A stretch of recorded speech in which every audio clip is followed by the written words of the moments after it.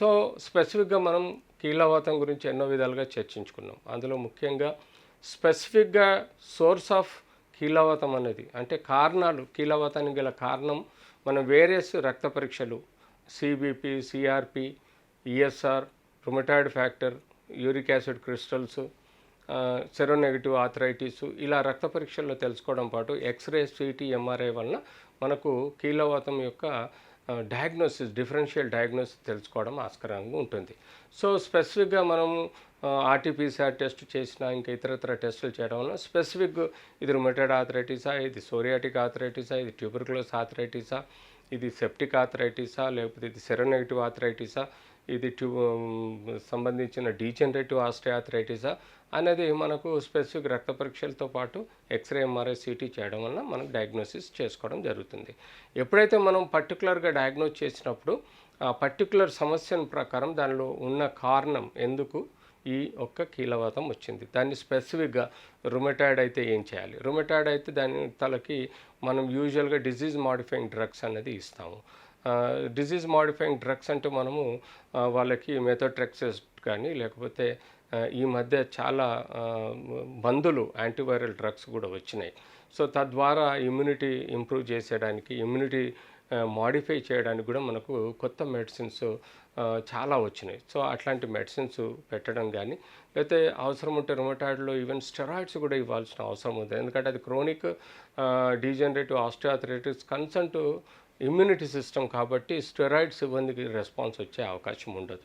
దానితో తోడు ఇమ్యూనిటీని మనము రిపేర్ చేయడానికి కూడా మనకు ఎస్సిక్యూ అనే ఒక మెడిసిన్స్ వాడడం, దాంతోపాటు non steroid anti inflammatory tablets drugs ఏవైతే ఉంటాయో పెయిన్ కిల్లర్స్, డైక్లోఫెనాక్ కానీ లేకపోతే పారాసెటమాల్ కానీ లేకపోతే మనకు బ్రూఫెన్ కానీ లేకపోతే ఇతరత్ర ఎన్నో రకాల పెయిన్ కిల్లర్స్ ఉంటాయి. వాటి పెయిన్ కిల్లర్స్ ఇవ్వటం వల్ల కూడా మనం ఈ యొక్క పెయిన్ని తగ్గించే ఆస్కారం ఉంటుంది. సో రుమటాయిడ్ ఆథరైటిస్లో కేవలము పెయిన్ కిల్లర్స్, స్టెరాయిడ్స్ అంతే డిజీజ్ మాడిఫైయింగ్ డ్రగ్సే కాదు, వాళ్ళకు సప్లిమెంట్స్, విటమిన్స్ కూడా ఇవ్వాల్సిన అవసరం ఉంది. అంతేకాకుండా వాళ్ళకు రెగ్యులర్గా ఫిజియోథెరపీ, స్ప్లింట్స్ ఇవ్వడం.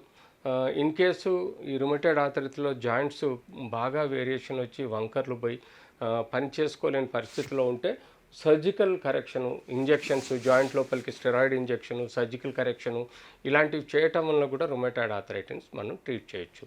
అలాగే ట్యూబర్కులోస్ ఆథరైటిస్ ఉంటే 9 months మనము యాంటీ ట్యూబర్కులోస్ ట్రీట్మెంట్ పెట్టాల్సిన అవసరం ఉంది. మంచి ప్రోటీన్ ఫుడ్ ఇవ్వాల్సిన అవసరం ఉంటుంది. అంతేకాకుండా వాళ్ళకి ప్రాపర్ సప్లిమెంట్స్ కూడా విటమిన్స్ ఇవ్వడం, కాల్షియం ఇవ్వడం వల్ల మనం ట్యూబర్కులోసిస్ ఆథరైటిస్ని ట్రీట్ చేయొచ్చు. ఆ తర్వాత సోరియాటిక్ ఆథరైటిస్ని మనం స్పెసిఫిక్గా ఇమ్యూనోథెరపీ పెట్టడం వల్ల కానీ మనం స్పెసిఫిక్గా స్కిన్ డాక్టర్స్ తోటి ఇంకా లీజన్స్ స్కిన్ పైన ఎక్కడైనా సోరియాసిస్ ఉందా లేకపోతే ఇమ్యూన్ సిస్టంలో డ్యామేజ్ వలన ఎలా డెవలప్ అవుతుంది అనేది చూసి దాన్ని వైద్యం ఇవ్వడం అనేది చాలా ముఖ్యం. అంతేకాకుండా ఎప్పుడైతే మనకు vitamin D deficiency, calcium deficiency, osteoporotic degenerative osteoarthritis వస్తే అక్కడ కూడా మనం స్పెసిఫిక్గా బోన్ మ్యారో డెన్సిటోమెట్రీ చేసి ఆస్టోపీనిక్ ఉన్నాడా, విటమిన్ డి బిలో 30 ఉందా, విటమిన్ కాల్షియం బిలో 9 ఉందా చూసి వాటిని స్పెసిఫిక్గా చిన్నపిల్లల్లో రికెట్షియా డిజీజ్ లాంటివి వస్తుంది, వాళ్ళకి విటమిన్ డి సప్లిమెంటు అలాగే కాల్షియం సప్లిమెంట్ ఇవ్వడం.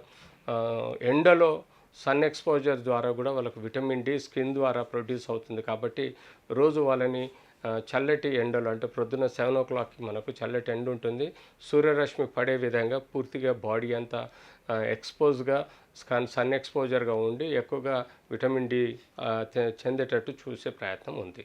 సో అంతేకాకుండా మనకు అన్ని కీళ్ళవాతాలలో మనం పెయిన్ కిల్లర్స్ అనేది సమగ్రంగా వాడతాం. సో అలాంటి వాళ్ళలో మనం గ్యాస్ట్రైటిస్ హిస్టరీ ఉంటే మనము గ్యాస్ట్రైటిస్ రాకుండా పెయిన్ కిల్లర్స్ వాడక తప్పదు కాబట్టి వాళ్ళకు మనము ప్యాన్ కానీ ఇసోమప్రోజోల్ కానీ ఇవి ఏవైతే కడుపులో అల్సర్స్ రాకుండా, కడుపు నొప్పి రాకుండా ప్రొటెక్ట్ చేయాలి. అంతేకాకుండా వాళ్ళకు విటమిన్ ట్యాబ్లెట్స్ లాంటివి ఇవ్వాలి. సో అలా మనం ఈ యొక్క పెయిన్ కిల్లర్స్ని మనం కంట్రోల్ చేయగలుగుతాం. సో ఏ కీళ్ళవాతమైనా స్పెసిఫిక్గా మనం వ్యాయామంతో కీళ్ళవాతం తగ్గించా లేదా, డెఫినెట్లీ మనం వచ్చే రోగాలు అన్నది కీలుకు సంబంధించింది కాబట్టి కీలు అన్నది ఆడడం ఇంపార్టెంట్. కీలు ఎప్పుడైతే ఆడడం మానేస్తుందో, మూమెంట్ లేక మానేస్తుందో అప్పుడు స్టిఫ్నెస్ వచ్చేసి జాయింట్ కంప్లీట్ జామ్ అయిపోయి కీలు కదలకుండా ఉండే పరిస్థితుల్లో ఏ వైద్యం ఇచ్చినా కూడా ఫలితం తక్కువ ఉంటుంది. సో మనము వ్యాయామం అన్నది మోస్ట్ ఇంపార్టెంట్ ట్రీట్మెంట్గా భావించాల్సిన అవసరం ఉంది. ఎందుకంటే కీలు అన్నది ఒక బాల్ అండ్ జాయింట్ లాగా, ఒక ఇంజన్లో బేరింగ్ లాగా పనిచేస్తుంది. ఎప్పుడైతే ఆ ఏరియాని మనం కదలనివ్వకుండా అలా నొప్పి ఉందని చెప్పేసి వదిలేసామనుకోండి, వ్యాయామం చేయకుండా వదిలేసామనుకోండి, అందులో ఉండే ఆయిల్ ఇంకిపోయి గట్టిగా గట్టి పదార్థంగా మారిపోయి కీలును మొత్తం జామ్ చేస్తుంది, కీలును మొత్తం బ్లాక్ చేస్తుంది. తద్వారా కీలు మూమెంట్ టోటల్లీ రిస్ట్రిక్ట్ అవుతుంది. ఎప్పుడైతే కీలు మూమెంట్ టోటల్గా రిస్ట్రిక్ట్ అవుతుందో ఆ తర్వాత కీలు మూమెంట్ చేస్తే రాదు, అంతేకాకుండా నొప్పి కూడా మొదలవుతుంది. అలా నీ జీవితంలో ఇంకా కీళ్ళు కదపకగా కీళ్ళు స్టిఫ్నెస్ రావటం వలన మీరు ఏ పని చేసుకోలేరు. ఈవెన్ భోంచేయాలన్నా కూడా కీళ్ళు కదలాలి, ఏదైనా రాయాలన్నా కూడా కీళ్ళు పనిచేయాలి. సో అలాంటి సమస్యలు ఉన్న కీలువాతానికి సంబంధించిన ఏ వ్యాధి అయినా, సోకాల్డ్ సోరియాటిక్ ఆర్థరైటిస్ అనుకోండి, గౌటీ ఆర్థరైటిస్ అనుకోండి, లేకపోతే రుమటైడ్ ఆర్థరైటిస్ అనుకోండి, లేకపోతే ట్యూబర్క్లోస్ ఆర్థరైటిస్ అనుకోండి, లేకపోతే పోస్ట్ ట్రామాటిక్ ఆర్థరైటిస్ అనుకోండి, డీజనరేటివ్ ఆర్థరైటిస్ అనుకోండి, ఇలా చెప్పుకుంటూ పోతే ఎన్నో రకాల కీలవాతం ప్రపంచంలో ఉన్నాయి. సో అన్నిటికీ మూల కారణం నొప్పి, వాపు, restriction of the movements and ఎర్రబడ్డం.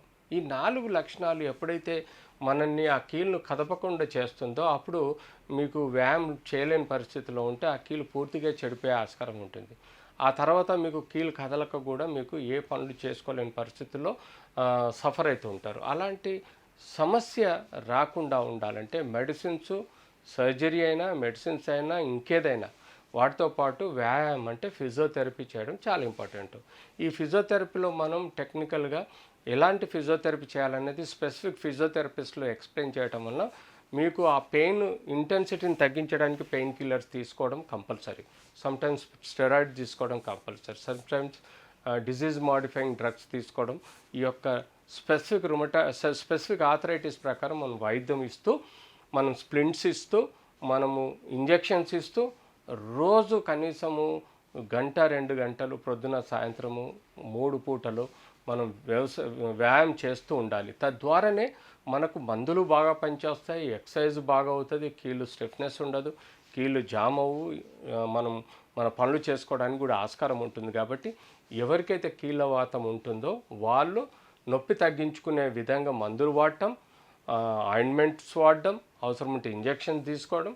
ఆ తర్వాత మనం వ్యాయామం అన్నది చాలా ఇంపార్టెంట్ పార్ట్. వ్యాయామం చేయడము మోస్ట్ ఇంపార్టెంట్. ఎలా అయితే కీళ్ళు ఫ్రీగా ఉండడం కాకుండా, సప్పులుగా ఉండడమే కాకుండా చుట్టూ ఉండే లిగమెంట్స్, కండరాలు కూడా బలోపేతంగా చేరినప్పుడు మనకు ఆ పార్ట్, ఆ చేయి కానీ కాలు కానీ బలంగా ఉండే ఆస్కారం ఉంటుంది, పని చేసుకునే విధంగా ఉంటుంది. కాబట్టి వ్యాయామం అన్నది జీవితంలో చాలా ఇంపార్టెంట్ ప్రక్రియ. తద్వారా మీరు బాడీలో ఉండే అన్ని కండరాలు, లిగమెంట్స్, మజిల్స్ అన్నిటినీ బలంగా ఉంచగలుగుతారు, కీళ్ళను కూడా యాక్టివ్గా ఉంచగలుగుతారు.